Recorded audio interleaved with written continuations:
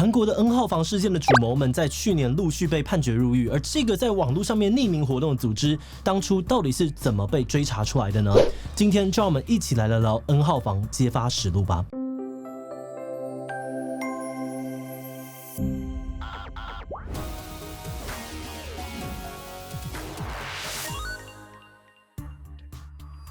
嗨吼，大家好，我是志奇。大家可能还记得2年前韩国爆出了一个骇人听闻的 N 号房事件。N 号房的主谋胁迫年轻女性成为性奴，威胁他们拍下各种裸露影片，然后在 Telegram 上面贩卖跟散播。那因为 Telegram 的加密跟这个匿名机制非常的强大，当时这个案件被媒体爆出来之后，背后的主谋博士跟嘎嘎都不觉得自己会被抓到，甚至还很嚣张的挑衅媒体跟警察。而最近 Netflix 有一部叫做《网络炼狱：揭发 N 号房》的纪录片。就采访了很多位参与这个案件的学生、记者还有警察，一步一步的揭露这整个案件被揭发的过程。那韩国的警察跟媒体当初到底是怎么发现 N 号房的？他们是如何跟主谋博士还有嘎嘎交手？又怎么在匿名的聊天室里面成功的辨认出他们的真实身份呢？今天就让我们透过这部纪录片一起来看看吧。不过在开始之前，还是按照惯例先进一段工商服务时间。说到流浪猫议题，有很多人可能都听过 TNR， 它的目标就是希望能够让人类跟浪浪和平共处。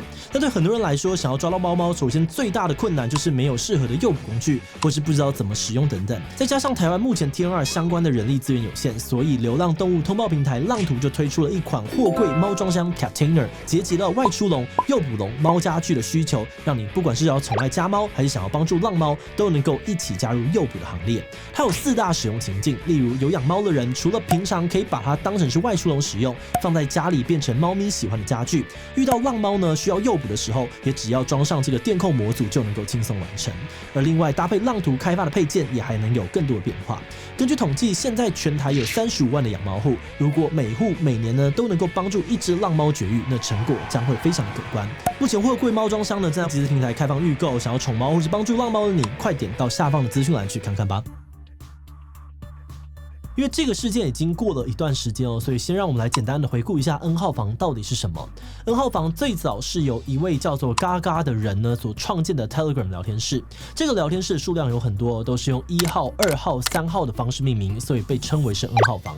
那除了创办人嘎嘎之外呢，这些聊天室后来还有其他人参与运作，而其中最恶名昭彰的一个人被称为是博士。基本上，嘎嘎跟博士的犯罪方法都是利用诈骗个资来胁迫女性拍裸照。以嘎嘎来说，他惯用的手法是在推特上面发讯息给女性说：“你的照片被盗用了，赶快去这里看看。”然后在下面附上一个钓鱼网址。一旦受害者上当点击了那个网址之后，他的个资还有照片就会被嘎嘎给害走。然后嘎嘎会打出他的姓名、学校、地址、家长电话等等，进一步的胁迫他拍下更大尺度的露脸裸照，否则就会对他不利。而这些受害者呢，就从此被控制住，不断的被胁迫拍下更多的影片还有照片。N 号房的受害者有不少都是未成年的年轻女性，其中年纪最小的甚至只有11岁。在被控制之后，博士还有嘎嘎会把他们的裸露影像贩卖呢，跟散播到这个 Telegram 的聊天室里面。而为了要证明这是真实的作品，博士还会要求受害者比出特定的手势，在照片上面打浮水印，甚至呢是在受害者身上刻上这个博士啊、奴隶等等字眼。有时候在聊天室里面，甚至还会直接张贴这些受害者家门口的照片。而聊天室里面的人呢，还会跟着起哄说要去受害者家里面性侵对方，又或者是要求这个受害者做出更夸张的事情。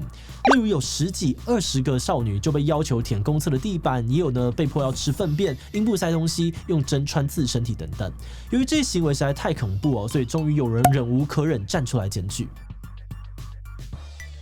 在纪录片里面访问到了最早报道这件事情的主流媒体记者，也就是韩民族日报的今晚。今晚表示说，他之所以会接触到这个新闻，是因为报社收到了检举信，说有个高中生在9000人的 Telegram 聊天室里面呢散播儿少色情影片。今晚原本觉得这种散播色情影片的事情已经是老问题了，不算太大的新闻。只不过因为那个被指控的高中生是韩国的名校学生，今晚认为还是有一些看点，所以还是写了篇报道发出去。而新闻出去之后，这个涉案的高中生很快就被抓到。今晚以为事情就这样结束，没有想到却收到了更多的检举信。这些检举信都告诉他说：“你的报道搞错重点了，博士才是真正的坏蛋，拜托去报道博士。”而更可怕的是，还有人告诉他说，博士跟他聊天室的人呢，已经盯上了今晚。今晚的个资还有他老婆小孩的照片都已经被散播在 Telegram 上，还有人发出通气要报复他。这个时候，今晚才意识到事情的严重性。察觉到严重性的韩民族日报成立了一个专门追查 N 号房事件的小组，而在搜集资料的过程当中，他们发现，在更早之前就有一个叫做追踪团火花的独立团队曾经报道过关于 N 号房的消息。追踪团火花的故事，我们之前在这部影片里面有聊过。那它是由2位女大学生记者组成的匿名团队，在 N 号房里面卧底潜伏了很长一段时间，才写出了这份报道。但是追踪团火花毕竟是学生记者，这个报道在当时并没有引起足够大的关注。韩民族日报很快的就跟追踪团火花取得联系，同时也访问到了认识博士受害者的人，最后在2019年底用头版刊出了 N 号房的报道。当时他们以为这一定是年度轰动大事，但遗憾的是，这个新闻同样没有引起太大的关注。而更让他们沮丧的是，韩民族日报的报道似乎让博士跟他的 Telegram 群组变得更加的嚣张。报道刊出之后，博士房反而增加了更多的成员。博士还把聊天室改名为媒体唯一关注的聊天室，大家在群组感谢报社帮忙宣传。而另外，博士也故意公开了一位受害者照片，上面写着韩民族日报第一受害者，试图用来恐吓那些想要报道博士房的媒体。不过，虽然当时这个新闻没有在主流媒体上面爆发，可是在社群媒体，尤其是推特上面，却逐渐的开始发酵。有越来越多人因为这个新闻开始留意到 Telegram 上面的性剥削问题，用 #N 号房来标记跟讨论。而2个多月之后，其他主流媒体终于也留意到了这个议题。JTBC 电视台的节目《聚光灯》跟 SBS 好奇的故事 Y 决定要制作相关内容，开始公开征求博士或嘎嘎的消息。没有想到的是呢，博士不但没有想要避风头反而还非常嚣张的主动联系了这2家电视台。博士对他们宣称说自己开了一家征信社，还说自己有在贩毒。但是电视台的制作人觉得博士的很多说辞都非常的可疑，像他一下说自己在柬埔寨，一下说在中国。当制作人指出他说辞的矛盾，他就开始恼羞成怒。博士威胁他们说，如果节目播出，他会分别帮这2档节目找到新的受害者，甚至还会让人从 SBS 的电视台顶楼跳下去。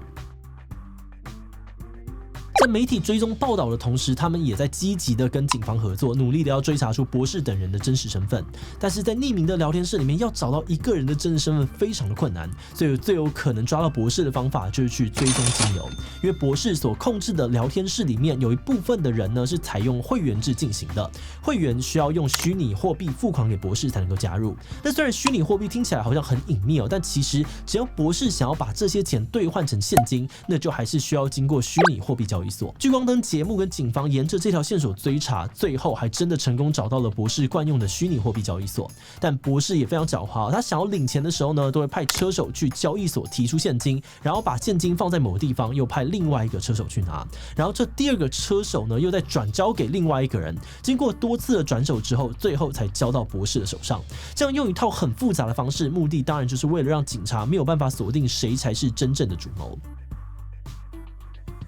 而为了抓到博士，警方花了1个月的时间，轮流的埋伏、跟踪这个车手，观察他们接触的人。后来警察发现有2笔来自不同车手的钱，最后都到了一个叫做赵周斌的25岁男手中。而且呢，这个赵周斌在跟车手拿钱的时候，博士几乎都没有在群组发言，因此警方断定赵周斌就是博士本人。但找到博士只是第一步下一个难题是要怎么样把博士逮捕归案，因为 Telegram 只要一登出账号，所有的发言证据都会消失。警方担心直接上门抓人的话呢，博士会马上把证据销毁掉，所以不敢贸然出手。那为了等到合适的时机警方出动了40个人，分成3组来轮流监视赵周斌的家。后来他们终于等到了一个机会，看到赵周斌跟他的爸爸出门，在附近练习怎么骑脚踏车，而他的爸爸还在一旁指导。警方呢就在他来不及拿出手机的时候，就冲上前去逮捕他。而赵周斌落网之后呢，在去年判处有期徒刑42年，博士房也终于瓦解。但一直到今天，这个事件也并没有完全落幕。类似N 号房的聊天室在韩国乃至于世界各地其实还不断的出现。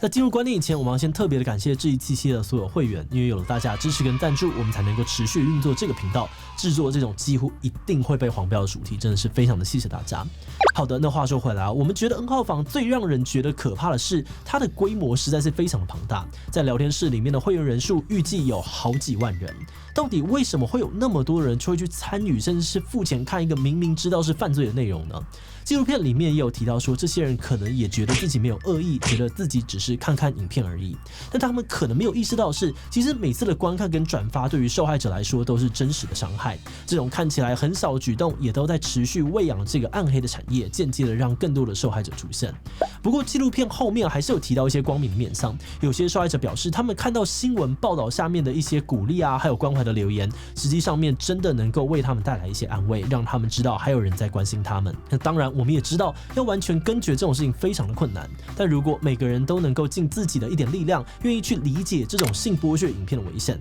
或许就能够尽可能的减少伤害吧。最后，今天因为时间的关系，我们没有聊到另外一个主谋嘎嘎的状况。这个嘎嘎比博士更狡猾，连金流啊还有手机都没有办法来追踪，还一度嚣张的说，我就算自首，警察也找不到证据告我。那他最后是怎么落网的呢？这个过程也非常的精彩，很推荐大家亲自去看看哦。好的，那最后我们也想来问大家，如果你看到类似 N 号房的影片，你会怎么做呢？我自己不会去看哦，但也不会阻止别人去看。B， 我觉得这已经犯罪了，应该会去检举报警。C， 我可能还是会好奇的点进去看。D， 其他留言告诉我们吧。最后，因为被黄标的关系 ，YouTube 演算法可能会大大的减低这支影片的触及率，所以如果你觉得这支影片内容非常重要，请多多帮我们分享出去，让更多人知道 N 号房纪录片。此外，也可以点击这个地方看看我们之前做过的韩国 N 号房事件，以及火花卧底追踪 N 号房实录。那么今天的这一期就到这边告一段落，我们就明晚再见喽。